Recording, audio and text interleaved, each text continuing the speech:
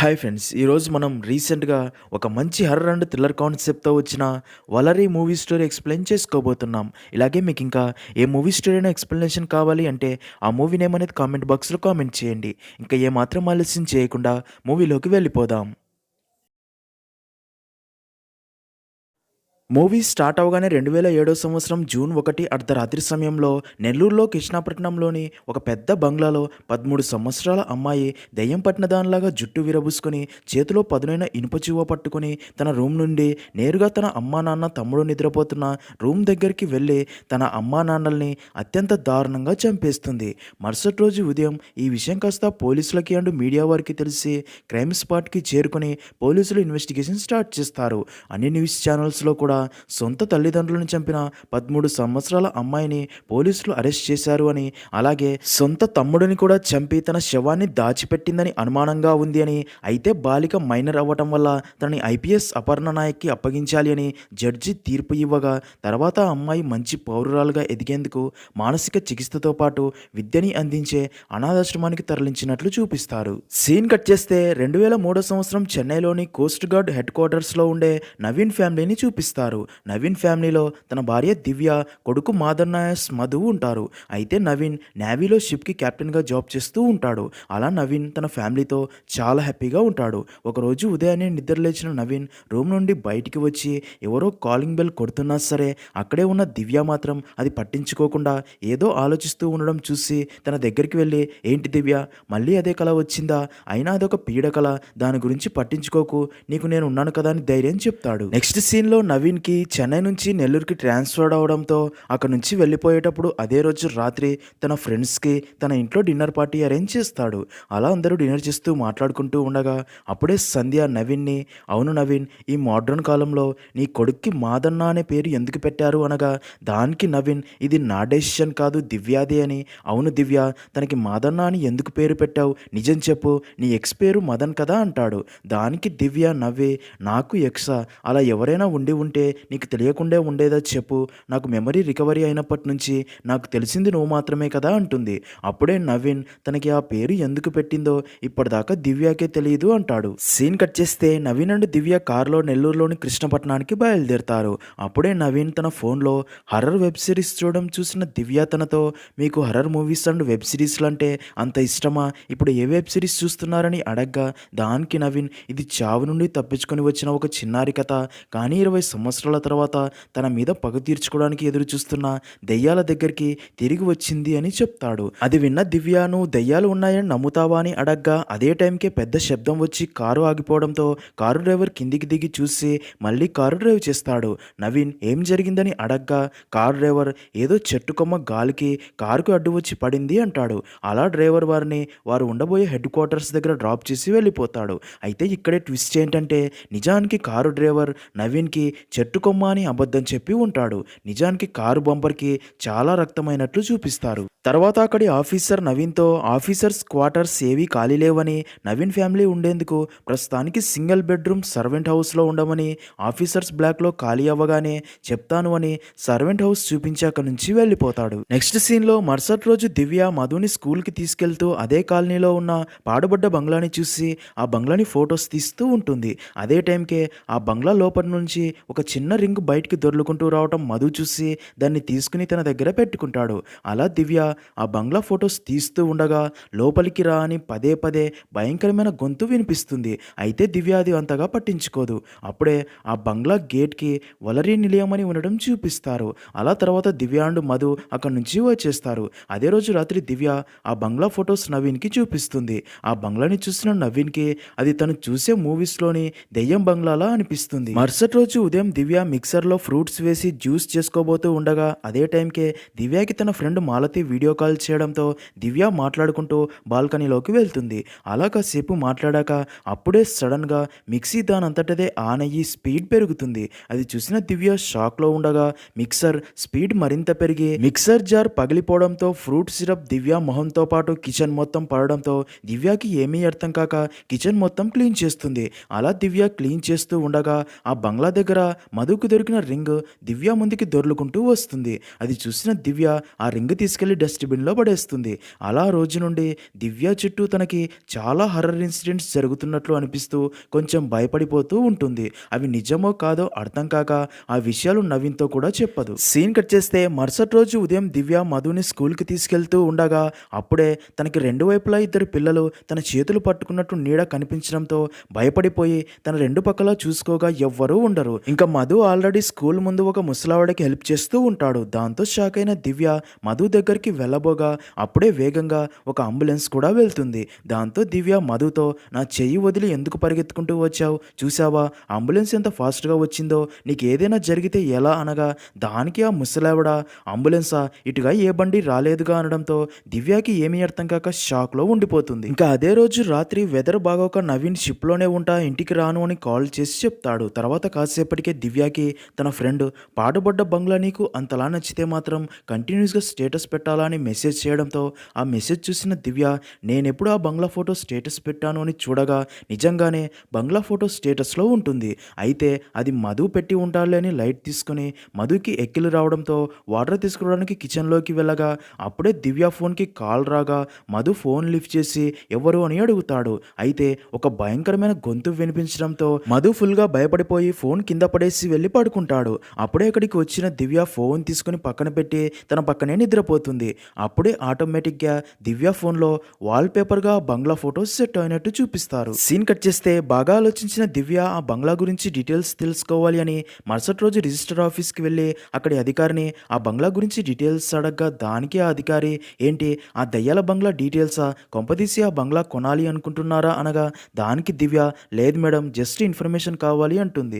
దానికి ఆ అధికారి 2 రోజుల తర్వాత రండి ఆ బంగ్లాకి సంబంధించిన డాక్యుమెంట్స్ ఇస్తా అని చెప్పడంతో దివ్య అక్కడి నుంచి బయటికి రాగా అప్పుడే దివ్యకి నవీన్ ఫోన్ చేసి మధు స్కూల్ బయట నీ కోసం వెయిట్ చేస్తున్నాడంట, నువ్వు ఇంకా స్కూల్ దగ్గరికి వెళ్ళలేదా అనగా టైం చూసుకున్న దివ్య వెళ్తున్నా అని చెప్తుంది. అలా దివ్య ఆటోలో స్కూల్ దగ్గరికి బయలుదేరగా అదే టైంకే దివ్యకి తన పక్కనే మధు మొహం నిండా రక్తంతో కూర్చొని ఉన్నట్లు కనిపించడంతో ఫుల్గా భయపడి గట్టిగా అరవడంతో ఆ అరుపు ఉన్న ఆటో డ్రైవర్ కూడా భయపడి ఎదురుగా వస్తున్న ట్రక్ని తప్పించబోయి యాక్సిడెంట్ అవుతుంది. సీన్ కట్ చేస్తే ఆ యాక్సిడెంట్లో తలకి బలమైన గాయం అవటం వల్ల కోమాలోకి వెళ్ళిన దివ్య వారం రోజుల తర్వాత స్లోలోకి వస్తుంది. అయితే దివ్య తన మెమరీ లాస్ అవ్వటం వల్ల నవీన్ అండ్ మధుని కూడా గుర్తుపట్టదు. నవీన్ వెళ్ళి డాక్టర్ని కలవగా తన తలకి అయిన గాయం వల్ల తన బ్రెయిన్ కొంచెం అన్కాన్షియస్ అయ్యి మిమ్మల్ని గుర్తుపట్టలేకపోతుంది. బట్ నో ప్రాబ్లం, తనకి ప్రతిరోజు సైకియాట్రిస్ట్ రుద్దాతో థెరపీ సీజన్స్ ఇప్పిస్తే త్వరలోనే తన మెమరీ తనకి గుర్తొస్తుంది అని అప్పటిదాకా దివ్యాని హాస్పిటల్లో ఉంచమని చెప్పడంతో నవీన్ దివ్య దగ్గరికి వెళ్ళి అదే విషయం చెప్పి మధుని తీసుకుని అక్కడి నుంచి వెళ్ళిపోతాడు. ఇంకా సైకియాట్రిస్ట్ రుద్ర ప్రతిరోజు దివ్య దగ్గరికి వచ్చి తనని దర్శిని అని పిలుస్తూ తనకి తన మెమరీ గుర్తొచ్చేలా చేయడానికి ట్రై చేస్తూ ఉంటాడు. ఇదిలా ఉంటే మరో పక్క నవీన్కి దివ్య మధుని తీసుకుని ఆ పాడుబడ్డ బంగ్లా దగ్గరే ఆడుకుంటూ ఉండటం, అలాగే దివ్య తన వాట్సాప్ స్టేటస్, ఫేస్బుక్ అండ్ తన ఫోన్ వాల్పేపర్గా కూడా అదే బంగ్లా ఫోటో ఉండడం గమనించి తనకి ఆ బంగ్లా అంటే ఇష్టం అనుకుని అందుకే దివ్యకి తన మెమరీ తిరిగి రావాలి అంటే ఆ బంగ్లాలోనే ఉంచాలి అని ఆ బంగ్లా ఎవరిదో కనుక్కొని ఆ బంగ్లా ఓనర్ దగ్గరికి వెళ్ళి తనకి ఆ బంగ్లా రెంట్కి ఇవ్వమని రిక్వెస్ట్ చేస్తాడు. దానికి రామచంద్రయ్య మీరు ఆ బంగ్లా గురించి వినే ఉంటారు, దాన్ని అందరూ దెయ్యాల బంగ్లా అంటారు అనగా దానికి నవీన్ ఈ కాలంలో దెయ్యాలు ఏంటి సార్, నేను అలాంటివి నమ్మను అని ఆ బంగ్లాలో రెంట్కు ఉండేందుకు ఫిక్స్ అవుతాడు. నెక్స్ట్ సీన్లో అలా కొన్ని రోజులకి సైకియాట్రిస్ట్ రుద్ర దివ్యకి తన గతం గుర్తించేలా చేస్తాడు. దాంతో దివ్య అండ్ నవీన్ చాలా హ్యాపీగా ఫీల్ అవుతారు. అలా నవీన్ దివ్యని హాస్పిటల్ నుంచి కారులో ఇంటికి తీసుకెళ్తూ ఉండగా దివ్య నవీన్తో నేను ఆ బంగ్లా గురించి ఎక్కువగా ఆలోచించడం వల్లే ఇలా జరిగింది, ఇంకెప్పుడు ఆ బంగ్లా గురించి ఆలోచించను అని చెప్తుంది. అది విన్న నవీన్ అవును ఇంకెప్పుడు ఆ బంగ్లా గురించి ఆలోచించాల్సిన పని లేదు, ఎందుకంటే మనం ఇప్పటి నుంచి ఆ బంగ్లాలోనే ఉండబోతున్నామని. అలా నవీన్ ఫ్యామిలీ ఆ బంగ్లాలోకి షిఫ్ట్ అవుతుంది. అలా నవీన్ అండ్ మధు మొదట ఆ బంగ్లాలోకి వెళ్ళి బంగ్లా మొత్తం తిరిగి చూస్తూ అలా లాక్ చేసిన ఒక రూమ్ ఓపెన్ చేయాలని చూస్తూ ఉండగా ఆ రూమ్ లాక్ ఓపెన్ అవ్వదు. మరో పక్క దివ్య అక్కడే ఉన్న ఒక ఫోటో చూడగా ఆ ఫోటోలో దివ్య స్కూల్ దగ్గర చూసిన ముసలావిడ ఉంటుంది. ఇక్కడే ఇంకో ట్విస్ట్ ఏంటంటే ఆ ముసలావిడ ఆల్రెడీ చనిపోయిందని డెత్ డేట్ కూడా ఉండడంతో అది చూసిన దివ్య షాక్ అవుతుంది.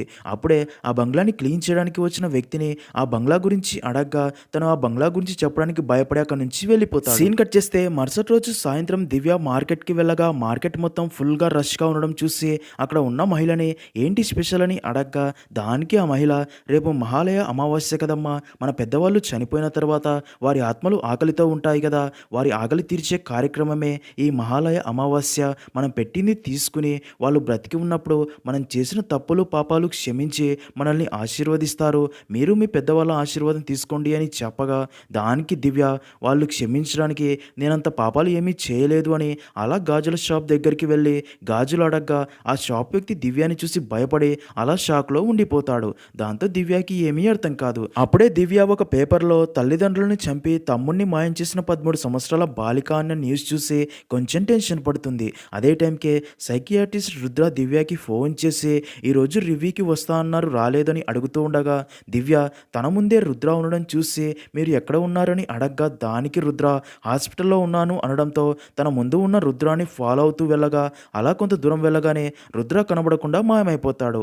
అప్పుడే తన చేతిలో ఉన్న పేపర్ కూడా తగలబడిపోవడంతో దివ్యకి అసలు తన చుట్టూ ఏం జరుగుతుందో అర్థం కాక మైండ్ బ్లాక్ అయ్యి షాక్లో ఉండిపోతుంది. నెక్స్ట్ సీన్లో మరుసటి రోజు ఉదయం దివ్య నవీన్తో మనం పాపం చేసి ఆ తర్వాత ఆ పాపాన్ని మర్చిపోతే మనం ఇంకా పాపాత్ములమేనా అని అడగ్గా దానికి నవీన్ అయితే మన ఇంటి నిండా పాపలతో నిండిపోయేలా చేద్దామంటున్నావా అని కుళ్ళు జోకు వేయడంతో దివ్యకి చాలా కోపం వస్తుంది. ఇంకా అదే రోజు రాత్రి దివ్యకి ఎప్పుడో వచ్చే కలే రావడంతో ఉలిక్కిపడి నిద్రలేస్తుంది. అదే టైంకే ఏదో విచిత్రమైన శబ్దం వినిపిస్తూ ఉండడంతో దివ్య తన రూమ్ నుంచి బయటికి రాగా అప్పుడే మధు దివ్యతో మళ్ళీ అదే పీడకల వచ్చిందా అంటాడు. దివ్య మధుని చూసి ఇంత రాత్రి నిద్రపోకుండా బయట ఏం చేస్తున్నావని తన రూమ్ దగ్గరికి తీసుకెళ్లబోగా అప్పుడే మధు సడన్ గా మాయమవడంతో దివ్య షాక్ అయ్యి వెంటనే మధు రూమ్లోకి వెళ్ళి చూస్తుంది.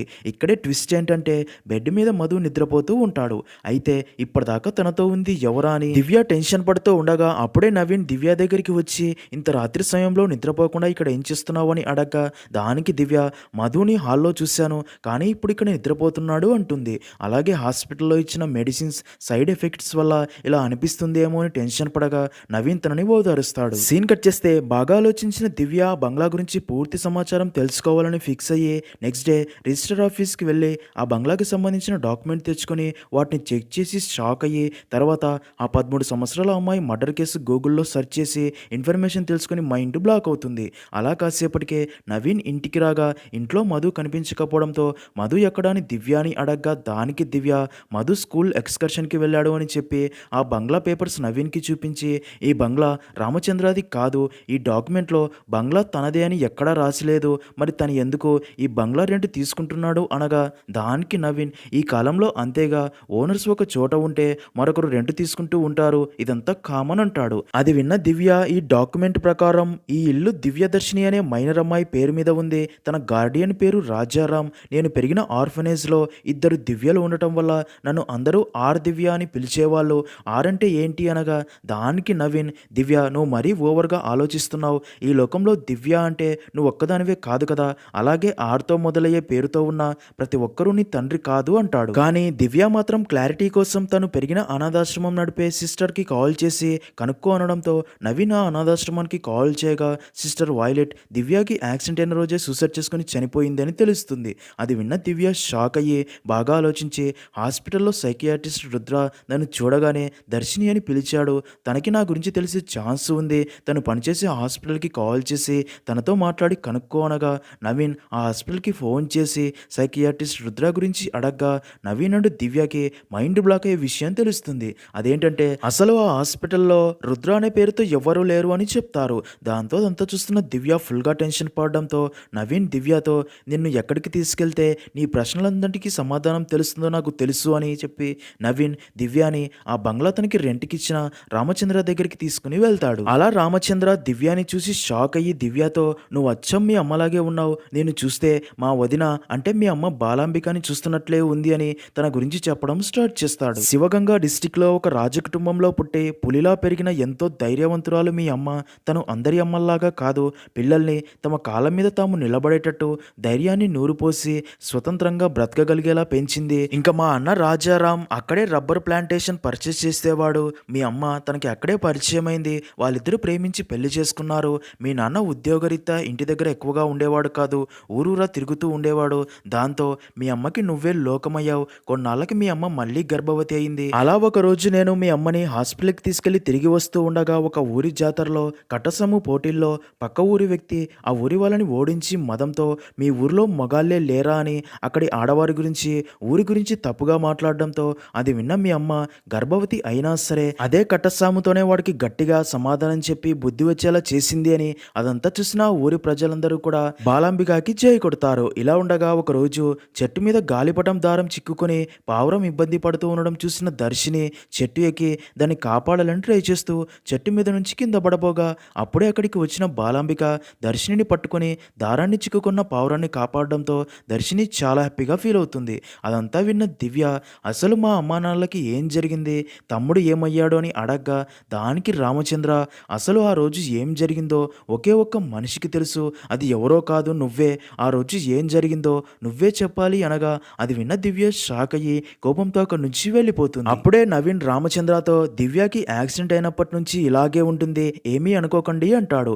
అప్పుడే రామచంద్ర ఆ బంగ్లాని తన అమ్మా నాన్నలు ఎంతో ప్రేమతో తన కోసమే కట్టించారు కాబట్టి ఆ బంగ్లా తనకే చెందాలి అని ఆ బంగ్లా డాక్యుమెంట్స్ నవీన్కి ఇచ్చి ఇంత మంచి గుణం ఉన్న దివ్యకి ఇలా ఎందుకు జరిగిందో ఇప్పటికీ నాకు అర్థం కావటం లేదు, కుటుంబాన్ని పోగొట్టుకున్న పసిపిల్ల కదా అని తనని నేనే పెంచుతా అని కోర్టుని అడిగితే తనకి మానసిక చికిత్స అవసరమని తీర్పు ఇచ్చి నా దగ్గరికి పంపలేదు, ఎందుకైనా మంచిది నువ్వు కూడా జాగ్రత్తగా ఉండు అని చెప్పి పంపుతాడు. నెక్స్ట్ సీన్లో నవీన్ దివ్య దగ్గరికి వచ్చి ఆ బంగ్లా పేపర్స్ చూపించి ఇంకా ఆ బంగ్లా మనదే అనగా దానికి దివ్య నాకు జరిగిన విషయాలు ఏవి గుర్తులేవు, అలాంటప్పుడు నాకు ఈ ఇల్లు నా గతం ఏది అవసరం లేవు, మనం ఈ బంగ్లా ఖాళీ చేసి తిరిగి క్వార్టర్స్కే వెళ్ళిపోదాం, అక్కడే మనం హ్యాపీగా ఉంటామని చెప్పడంతో నవీన్ కూడా దివ్యకి ఏమీ చెప్పలేక సరే అంటాడు.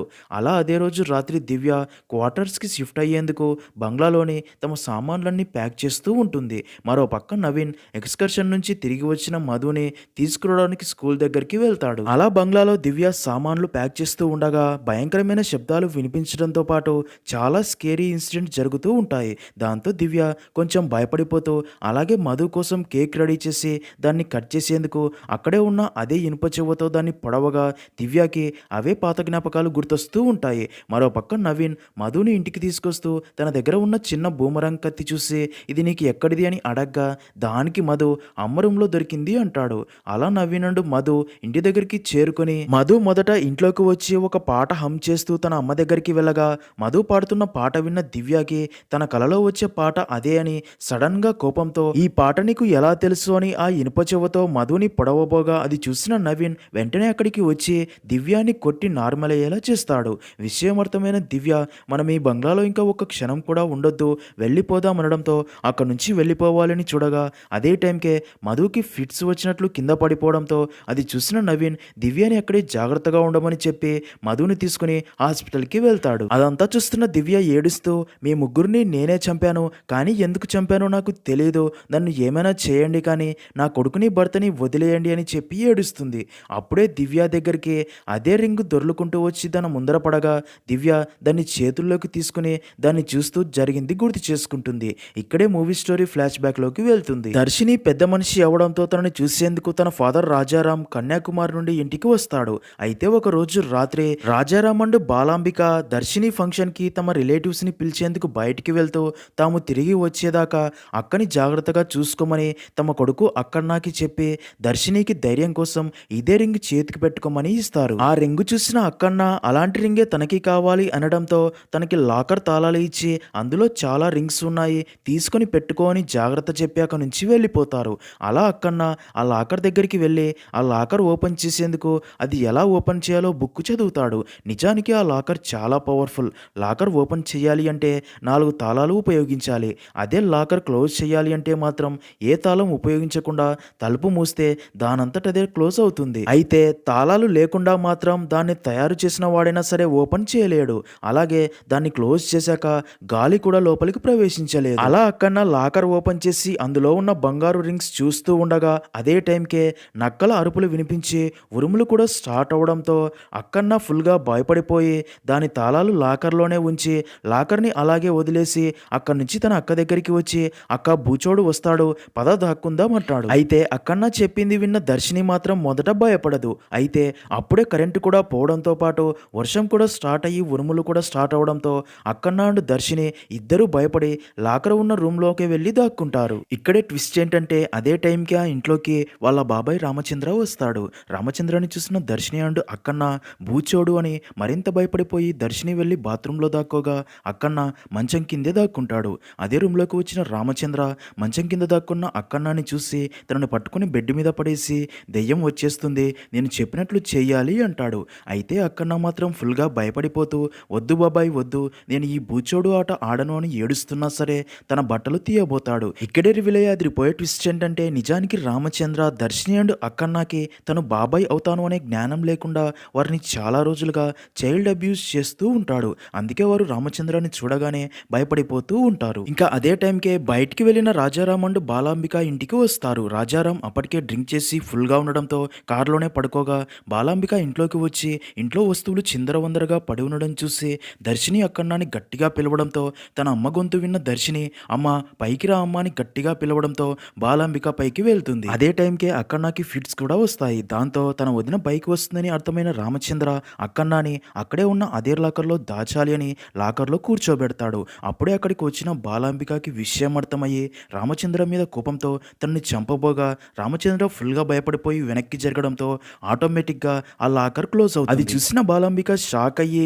అక్కన్నని కాపాడాలని ఆ లాకర్ని ఓపెన్ చేయాలని ఎంత ట్రై చేసినా సరే ఆ లాకర్ ఓపెన్ అవ్వదు. ఎందుకంటే అక్కన్న అప్పటికే ఆ లాకర్ కీస్ కూడా లాకర్లోనే పెట్టి ఉంటాడు కాబట్టి. దాంతో మరింత కోపం వచ్చిన బాలాంబిక రామచంద్రాన్ని చంపబోగా రామచంద్ర తనేం తప్పు చేయలేదు అని తను వదిలేయమని రిక్వెస్ట్ చేస్తాడు. అలా ఇద్దరి మధ్య పెనుగులాటలో రామచంద్రాన్ని చంపడానికి తెచ్చిన గాజు ముక్క కాస్త బాలాంబిక గొంతు కోసుకుని తనే చనిపోతుంది.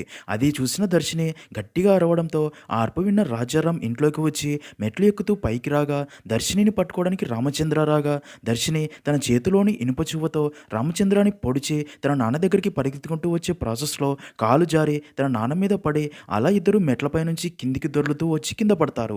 అయితే అప్పటికే ఆ చువ్వ తన నాన్న తలలో గుచ్చుకొని తను చనిపోయి ఉంటాడు. మరో పక్క లాకర్ లోపలే తాళాలతో పాటు లాక్ అయిన అక్కన్న ఊపిరాడక చనిపోతాడు. అదంతా చూసిన రామచంద్ర ఆ ఇనుప చువ్వ దర్శిని చేతిలో పెట్టి తన అమ్మ నాన్న అండ్ తమ్ముణ్ణి తనే చంపినట్లు క్రియేట్ చేసి ఉంటాడు. అలా జరిగిందంతా దివ్యాకి తన తండ్రి రాజారాం ఆత్మ చెప్తుంది. అలాగే నువ్వు ఎవరిని చంపలేదని ఈ నిజాన్ని నీకు తెలియజేయడానికే ఇన్ని రోజులుగా నీ చుట్టూ ఆత్మలుగా తిరుగుతున్నామని అంతా చెప్తాడు. అదంతా విన్న దివ్యాకి అంతా అర్థమయ్యి గుండెలు పగిలేలా ఏడుస్తుంది. తన తమ్ముడి శవం ఉండిపోయిన లాకర్ దగ్గరికి వెళ్ళి చాలా బాధపడుతుంది. అదే టైంకే నవీన్ అక్కడికి రాగా దివ్య తన దగ్గరికి వెళ్ళి మధుకి ఎలా ఉంది ఎక్కడ ఉన్నాడని అడగ్గా దానికి నవీన్ తనకి బానే ఉంది, తనని తన బాబాయ్ రామచంద్ర ఇంట్లో వదిలి వచ్చాను అనడంతో అది విన్న దివ్య దీనంతటికీ కారణమా రామచంద్రే అని మళ్ళీ తన దగ్గరే మధుని వదిలి వచ్చావా అని వెంటనే అక్కడికి బయలుదేరుతుంది. మరో పక్క రామచంద్ర ఇంకా ఇప్పటికీ మారకుండా మధుతో కూడా చైల్డ్ అబ్యూస్ చేయడానికి ట్రై చేస్తూ ఉండగా అప్పుడే అక్కడికి వెళ్ళిన దివ్యాది చూసి నువ్వు ఇంకా మారవు అని తనని చాలా దారుణంగా కొట్టి